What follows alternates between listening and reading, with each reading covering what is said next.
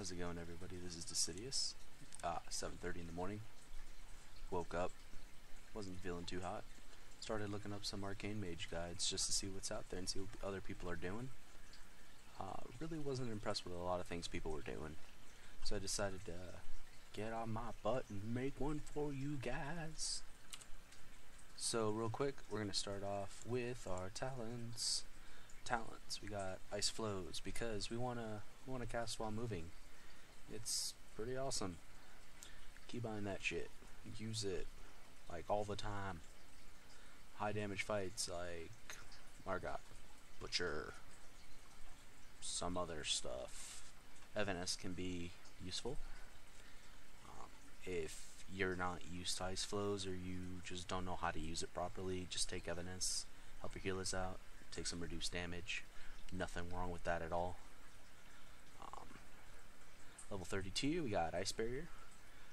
Ice Barrier is your go-to. It's pretty straightforward. Absorbs a little bit of damage. Flame Glow is a passive. Reduces damage taken passively. It's alright. I use it for things like Heroic Butcher. Any Butcher fight, really. Just because it mitigates some of the bleed damage done. Alter Time's a really cool way to scare your healers. If for whatever reason your guild has you going into the middle of like Korag and you're absorbing the shield, you pop that, while you're inside of there, start taking damage, and then boom, you're back to full health, but your healers are like, oh my god, you're gonna die. And you're like, nope, Chuck Testa. Level 45. We don't care about you guys. Level 60. It's really between Cold Snap and Greater Invisibility. Cauterize, I feel, puts a lot of strain on your healers if you aren't aware or they aren't aware that it is happening. Because all of a sudden you're going to die, you're going to come back, and you're going to be taking like massive damage. They're going to be like, hey Ricky, why you taking so much damage? You'd be like, oh man, because Cauterize. Shit, I'm sorry guys. But Greater Invisibility gives you a 90% damage reduction while you're inside of it, and then for 3 seconds out of it. It's also an ag dump, which is always nice. Help your tanks out a little bit. Don't underestimate Greater Invisibility. It is awesome. And if you really want to be the guy who should have rolled a rogue but wasn't a rogue because you decided to be awesome and be a mage, you can just like Greater Invis because it makes it instant instead of having to have that 3-second fade time. Cold Snap heals you for 22% of your maximum health, and that's cool, but we don't give a fuck about that. It's all about getting your presence of mind back, more DPS. But no, really, gauge the fight, use it smart. I use it in my opener just to get that little extra bit out, but normally you're not taking a lot of high damage in the beginning of a fight, so it's back up when I need it. The level 75 tier between Supernova and Nether Tempest.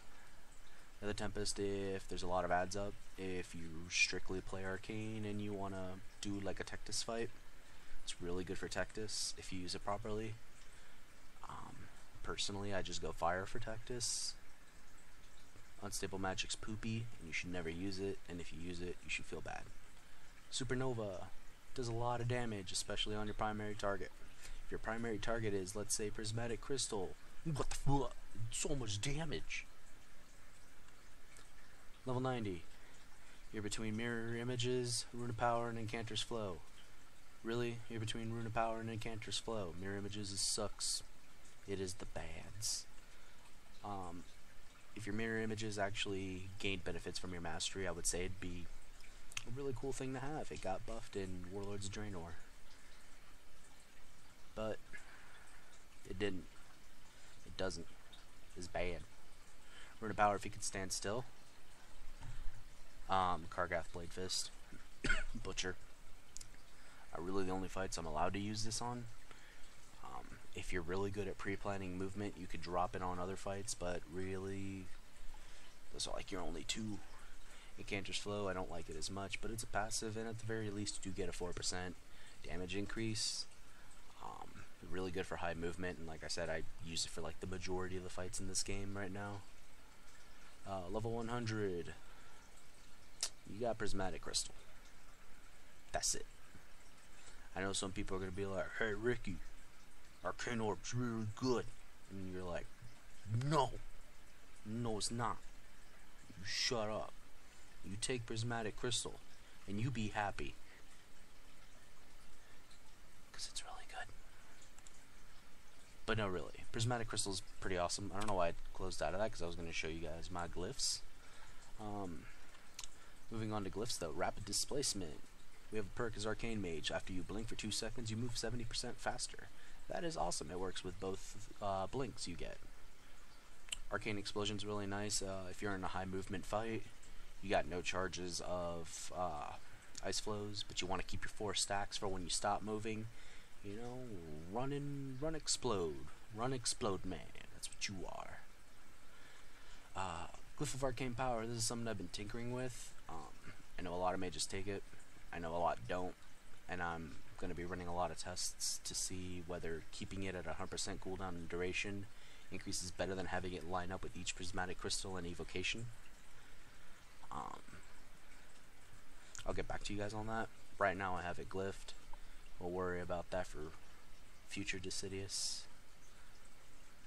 For stats. Stats are really simple. Mastery is your best friend. Increases all spell damage based upon how much mana you have remaining. I have 51% mastery unbuffed, therefore I do 51% more damage at 100% mana. It's pretty simple. It's very straightforward, and it really sets the tone for our rotation. The whole concept is to stay above, if you can help it, 90% mana. Never drop below 85 if you can help it, if you are in your mana conservation phase. Obviously our best stats are strength and agility, followed by stamina and intellect being our worst stat. But no, really. Take intellect. It's debatable. Some people say intellect's better than mastery. Some say mastery's better than intellect. And honestly, just take them both. Fuck them. But yeah, mastery for your secondary stats. Mastery is your top. Haste and multi-strike are probably your second. Haste is a little harder to get.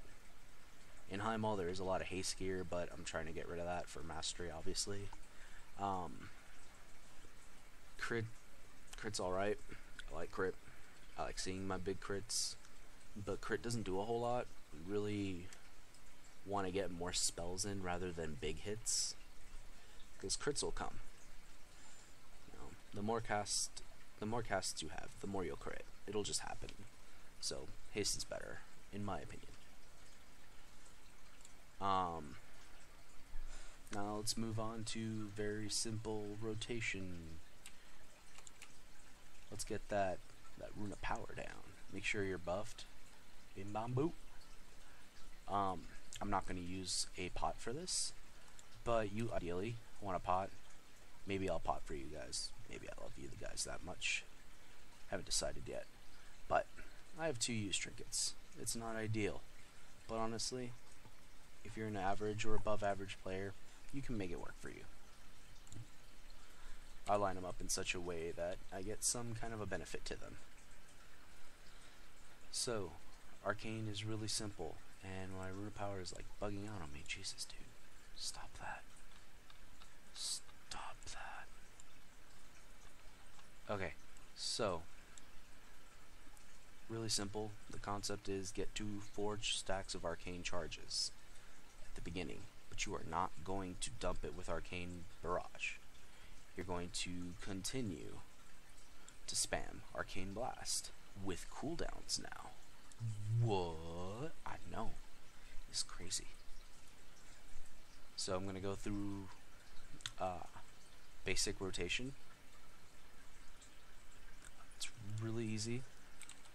So, like I said, you got first phase is your mana dump phase, second phase is your mana conservation. You're going to weave between them depending on your evocation cooldown. So, to start off, I'm gonna pop for you guys. I'll give it to you guys. So let's say we're doing heroic Kargath Blade Fist, right? And we're just like, alright, 3, 2, 1, boom. You get into this and you start casting Arcane Blast. You get to 4. You get to 4, drop that, pop Arcane Power, Supernova, Presence of Mind, Arcane Blast. Hit that Cold Snap, Presence of Mind, Arcane Blast again.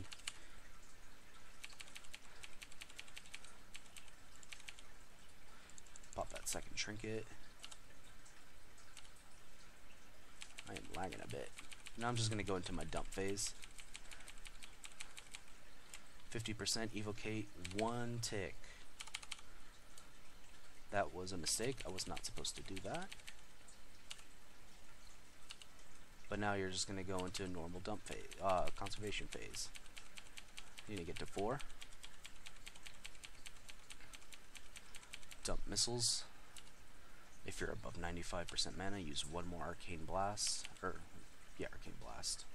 No missiles, dump. Rinse, repeat.